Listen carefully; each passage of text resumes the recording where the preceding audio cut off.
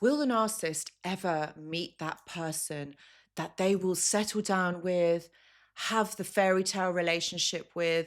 Maybe you have even seen it happen and you're wondering, could this be true? Was I not enough in this connection? Why couldn't this work with me? So, my friends, this is exactly what I'm talking about in this video. So, if you are facing this right now, this video is for you. Hello, my friends, and welcome back. I hope that you're all doing really well. So, in this video, I'm going to be talking about, does the narcissist ever meet that one, meet that person that changes them forever? Or is that even possible? This is what I'm going to be discussing in this video. Now, I know all of us have actually thought this because you might have been thinking, well, it didn't work out with me. It wasn't what the narcissist wanted. So they've gone, and they've left me behind in the dust there, and you're like, well, why couldn't it be me? Why couldn't it be me? Some of you might even be thinking, oh, maybe I wasn't good enough. Maybe it's triggered you to think that maybe you weren't good enough. So you've gone on this journey to try and understand yourself, which is a good thing, But what I'm going to say to you is this. It's not that you weren't good enough. It's not that at all. And I'm going to talk about why it isn't that. And I'm not telling you what you want to hear just because you're watching the video. No, I don't do that. I just tell you how it is. So ultimately, there's a few things that you need to consider here as to why this didn't work out with the narcissist.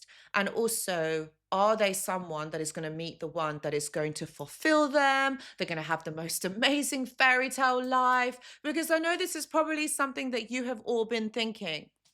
But this is what we're going to talk about. Okay, my friends.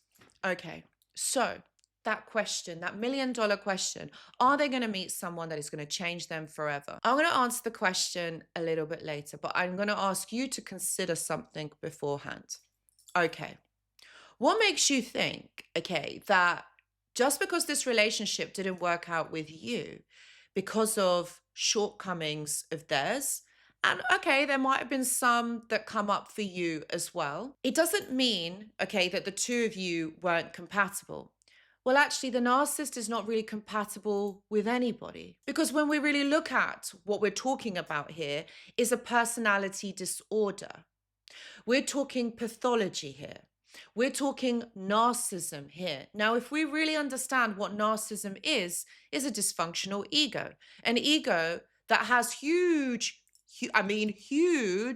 defense mechanisms. These walls are built here because of their traumatic, dysfunctional childhood. This person is a product of that. That's how you see it. That's what's going on here.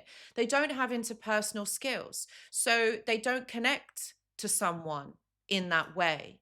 They don't disconnect from someone. Sure, of course, they don't connect from someone, but they don't connect to someone in a healthy way. So when you are someone that has a disordered ego, you're not going to be able to understand and perceive the outside world and emotions in the correct way. So everything is going to be skewed, or it's going to be filtered, meaning that a lot of the time the narcissist actually feels that the world is against them, that you are doing things against them. Think about it. How many times you disobeyed them, or perceived disobeying.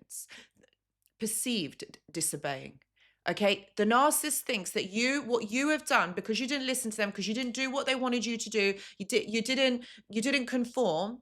They see that as you being nasty to them, you not doing what they want you to do. So what they do is they take this personally and then they punish you. That's why you've got the lies. That's why you've got the cheating. That's why you got the gaslighting, the manipulation. So someone who displays those traits, these are all egotistical.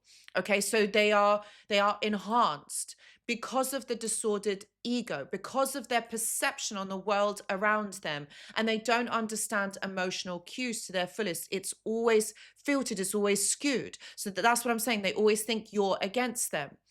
So when someone understands the world around them in this way, when they don't understand connections and relationships in that way, what makes you think that the next one that they are going to be in is going to be different? What makes you think that the next person that they get with is going to be the one? Isn't the one every single time they are in a relationship? Haven't they said that to you before? Probably. So the narcissist, remember, when they are right at the beginning of this connection, they're going to show their best selves, because they're not going to come up to you and start arguing with you. They're not going to start saying to you, hey, do you know what? I feel anxious. I've got depression. I think negatively. Oh, hey, do you know what? Just so that you don't run away, I'm a narcissist. They're not going to say that to you. They're going to show you their best selves. And also, what's worrying here is that they show you someone that they think you would want them to be. So that's not their real selves. So what you're attaching onto, the impression that you're forming, is what they feel they would want, is what they feel you would want from them. So it's an idealized version. They tell you what you want to hear. They're not going to tell you the truth. So that's what you attach onto. That's who you feel that you are getting into a relationship with. And then that's why this all flips on its head, and then they show their real selves. And that's when you're like, oh my God, what is this? Yeah, so that's what I'm saying. You don't actually really know who they are until later on, because that's when they show who they are. They're showing you their disorganized thinking, their magical fantasy thinking, the manipulation, the gaslighting. They're wanting to control you. This doesn't change. These are dire issues of interpersonal. This doesn't change unless you have awareness and you know that you are doing this to someone, that you know that how your behavior is affecting another person, and you are motivated for change, then it can change. But getting into another relationship, that is not going to be cured. I hope you are with me so far. So what I'm trying to say is, unless you are aware of these behaviors, of what you are doing, things are not going to change. You're going to go into the next relationship hoping that this person is going to love you, is going to do what you want them to do, is going to not see through the facade and continue to be there and serve you. So think about it, right? So they don't have the awareness, and they're expecting someone else to accept what they are doing without there being any fallout. Now tell me, is that reasonable? Is that something that is going to work, is going to last? No. So when you look at it like that, the shortcomings of the narcissist, the inability to be able to bond, then you realize that, oh, okay, how can they actually move on and have a relationship with somebody where it just lasts? And a lot of you are thinking, well, you know what? The narcissist has moved on. They're together for years. But what I'm going to say to you is this next person that they are with is not seeing it. Maybe they're not as aware of you. Maybe they're not as aware of what is going on. Maybe they haven't figured it out yet, but at some point they will. Maybe that new person's threshold is a lot higher and they're being able to tolerate it. Maybe they also have attachment issues where they cannot be alone. So they stay in this dynamic, hoping and wishing that it would change. There's a lot of factors to this. But ultimately, if this person is toxic, this person is narcissistic, they are never, ever going to be able to move on and be in another relationship where they find the one. That I can guarantee you. I'll literally bet my life savings on it. They're not going to be able to. And when you understand this for what it is,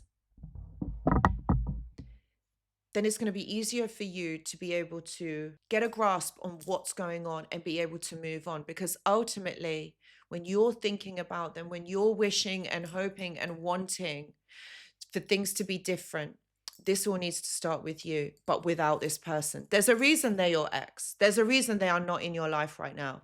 And that is because they're not meant to be. That's because you have elevated and moved forward. You have seen this for what it actually is. And that's your gift, seeing it for what it is. This is never going to work.